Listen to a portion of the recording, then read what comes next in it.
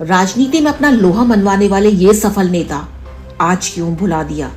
देखिए हमारा प्रोग्राम हमारे चैनल आई ऑफ ट्रुथ पर। भूतपूर्व प्रधानमंत्री अटल बिहारी वाजपेयी का भारतीय राजनीति में एक अलग तरह का सम्मानजनक स्थान है, क्योंकि हिंदुत्व की राजनीति में सक्रिय रहने के बावजूद वह दूसरे धर्मों के लिए उदार थे। वाजपेयी ने बाबरी मस्जिद विध्वंस की बतौर प्रधानमंत्री कड़ी आलोचना भी की थी।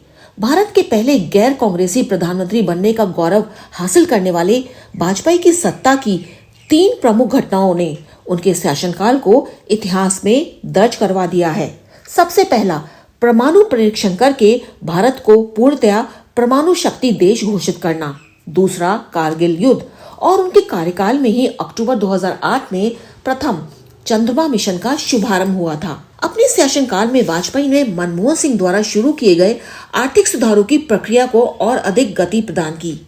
ये बात अलग है, इसके लिए उनको विपक्ष की कड़ी आलोचना का सामना करना पड़ा, क्योंकि उनकी सरकार तेजी से सरकारी उपक्रमों को निजी क्षेत्र को बेच रही थी। इन आर्थिक सुधारों में शामिल सबसे महत्वपूर्ण था दूरसंचार क्षेत्र में सरकारी मोनोपोली को खत्म किया जाना, और इसी कार्य के फलस्वरूप देश में दूरसंचार क्रांति देखी जा सकती है। पहली बार 1996 में 13 दिन, दूसरी बार 13 महीने और तीसरी बार 5 साल का पूरा कार्यकाल करने वाले वाजपेयी भारत के पहले ऐसे प्रधानमंत्री थे जिनका कांग्रेस से दूर दूर तक कोई लेना देना नहीं था। वे अकेले ऐसे प्रधानमंत्री भी थे जिनकी सरकार मात्र 1 वोट से गिर गई थी।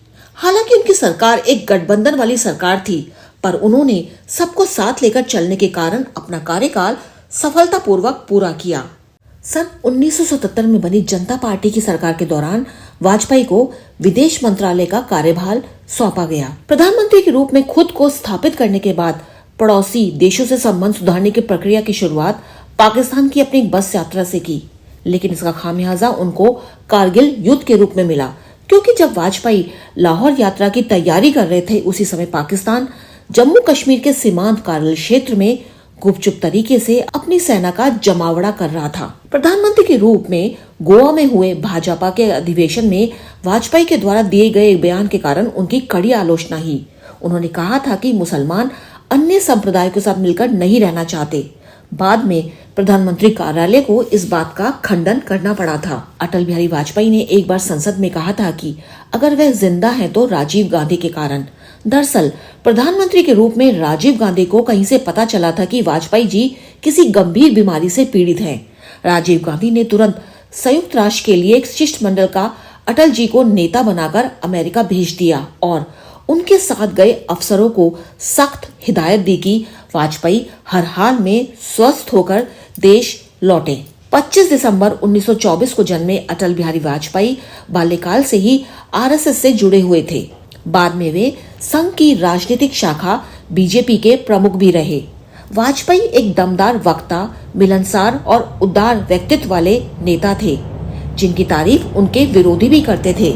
आपको बता दें कि देश के पहले प्रधानमंत्री जवाहरलाल नेहरू ने एक बार संसद में युवक वाजपेयी के बारे में भविष्यवाणी भी की थी कि वे एक दिन भारत के प्रधानमंत्री बनेंगे।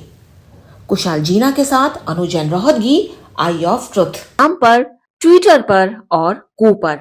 हमारे चैनल के बारे में फीडबैक देने के लिए हमें मेल कीजिए ioftruth.6@gmail.com पर।